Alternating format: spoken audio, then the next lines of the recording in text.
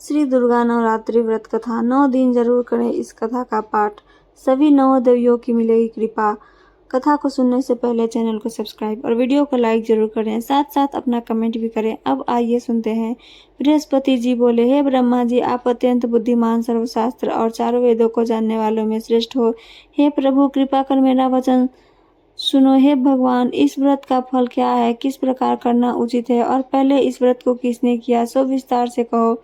बृहस्पति जी का ऐसा प्रश्न सुनकर ब्रह्मा जी कहने लगे, हे बृहस्पति, प्राणियों का हित करने की इच्छा से तुमने बहुत ही अच्छा प्रश्न किया है। जो मनुष्य मनोरथ पूर्ण करने वाली दुर्गा महादेवी, सूर्य और नारायण को ध्यान करते हैं, वे मनुष्य धन्य है। यह नवरात्र व्रत संपूर्ण कामनाओं को पूर्ण करने वाला है। यदि व्रत करने वाला मनुष्य सारे दिन का उपवास न कर सके तो एक समय भोजन करे और उस दिन बांधवों सहित नवरात्रि व्रत की कथा श्रवण करे। हे बृहस्पति, जिसने पहले इस महाव्रत को किया है उसका पवित्र इतिहास मैं तुम्हें सुनाता हूँ, तुम सावधान होकर सुनो। इस प्रकार ब्रह्मा जी के वचन सुनकर बृहस्पति जी बोले, हे ब्राह्मण, मनुष्य को कल्याण करने वाले इस व्रत की इतिहास को मेरे लिए कहा। मैं सावधान होकर सुन रहा हूँ, आपकी शरण आया हूँ, मुझ पर कृपा करो। ब्रह्मा जी बोले, पीठत नाम के मनोहर नगर में एक अनाथ नाम का ब्राह्मण रहता था। वह भगवती दुर्गा का भक्त था। उसके संपूर्ण सद्गुणों से युक्त मानो ब्रह्मा की सबसे पहली रचना हो ऐसी यथार्थ नाम वाली सुमति नाम की एक अत्यंत सुंदर कन्या पैदा हुई। वह कन्या सुमति अपने घर के बालकपन में अपनी सहेलियों के साथ क्रीड़ा करती हुई इस प्रकार बढ़ने लगी जैसे शुक्ल पक्ष में चंद्रमा की कला बढ़ती है। उसका पिता प्रतिदिन दुर्गा की पूजा और होम किया करता था। उस समय वह भी नियम से वहां उपस्थित होती थी। एक दिन वह सुमति अपनी सखियों के साथ खेलने लग गई और भगवती के पूजन में उपस्थित नहीं हुई। उसके पिता को पुत्री की ऐसी असावधानी देखकर क्रोध आया और पुत्री से कहने लगा कि हे दुष्ट पुत्री, आज प्रभात से तुमने भगवती का पूजन नहीं किया, इस कारण मैं किसी कुष्ठी और दरिद्र मनुष्य के साथ तेरा विवाह करूंगा। इस प्रकार कुपित पिता के वचन सुनकर सुमति को बड़ा दुख हुआ और पिता से कहने लगी कि हे पिताजी, मैं आपकी कन्या हूँ, मैं आपसे सब तरह की अधीन हूँ। जैसी आपकी इच्छा हो मेरा विवाह कर सकते हो, होगा वही जो मेरे भाग्य में लिखा है। मेरा तो इस पर पूर्ण विश्वास है। अपनी कन्या के ऐसे निर्भयता से कहे जाने वाले वचन सुनकर ब्राह्मण को अधिक क्रोध आया।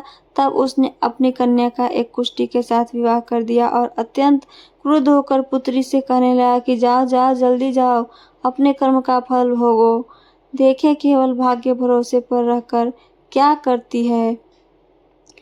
इस प्रकार से कहे हुए पिता के कटु वचन सुनकर सुमति अपने मन में विचार करने लगी कि मेरा बड़ा दुर्भाग्य है जिससे मुझे ऐसा पति मिला। इस तरह अपने दुख का विचार करती हुई सुमति अपनी पति के साथ वन चली गई और भयानक वन में कुशायुक्त उस स्थान पर उन्होंने वह रात बड़े कष्ट के साथ व्यतीत की। उस गरीब बालिका की ऐसी दशा देखकर भगवती दुर्गा पुण्य के प्रभाव से प्रकट हो कर सुमति से कहने लगे कि हे ब्राह्मणी, मैं तुम पर प्रसन्न हूँ, तुम जो चाहो वरदान मांग सकती हो, मैं प्रसन्न होने पर मनोवांछित फल देने वाली हूँ।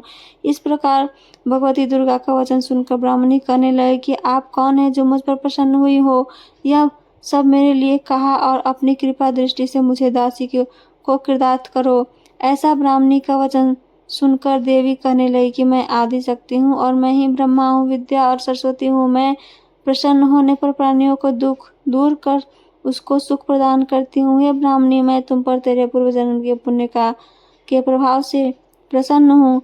तुम्हारे पूर्व जन्म का वृतांत सुनाती हूँ, सुनो। तू पूर्व जन्म में निषाद की स्त्री थी और अति पतिव्रता थी। एक दिन तेरे पति निषाद ने चोरी की। चोरी करने के कारण तुम दोनों को सिपाहियों ने पकड़ लिया और ले जाकर जेल खाने में कैद कर दिया। उन लोगों ने तेरे पति को भोजन भी नहीं दिया। इस प्रकार नवरात्र के दिनों में तुमने न तो कुछ खाया और न ही जल पिया, इसलिए 9 दिनों तक नवरात्र का व्रत हो गया। हे ब्राह्मणी, उन दिनों में जो व्रत हुआ उस व्रत के प्रभाव से प्रसन्न होकर तुम्हें मनोवांछित वस्तु दे रही हूँ।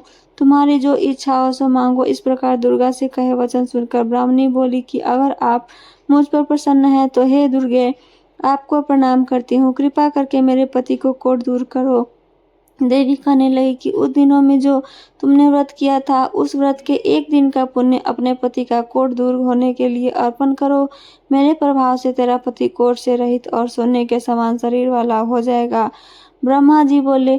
इस प्रकार देवी का वचन सुनकर वह ब्राह्मणी बहुत प्रसन्न हुई और पति को निरोग करने की इच्छा से ठीक है ऐसा बोली। तब तक उसके पति का शरीर भगवती दुर्गा की कृपा से कुष्ठहीन होकर अति कांति युक्त हो गया, जिसकी कांति के सामने चंद्रमा की कांति भी क्षीण हो जाती है। वह ब्राह्मणी पति को मनोहर देख कर देवी की अति पराक्रमी वाली समझकर स्तुति करने लगी कि हे दुर्गे, आप दुर्गत को दूर करने वाली, तीनों जगत का संताप हरने वाली, समस्त दुखों को दूर करने वाली, रोगी मनुष्य को निरोग करने वाली, प्रसन्न होने पर मनोवांछित वस्तु को देने वाली और दुष्ट मनुष्य का नाश करने वाली हो। तुम ही सारे जगत की माता और पिता हो।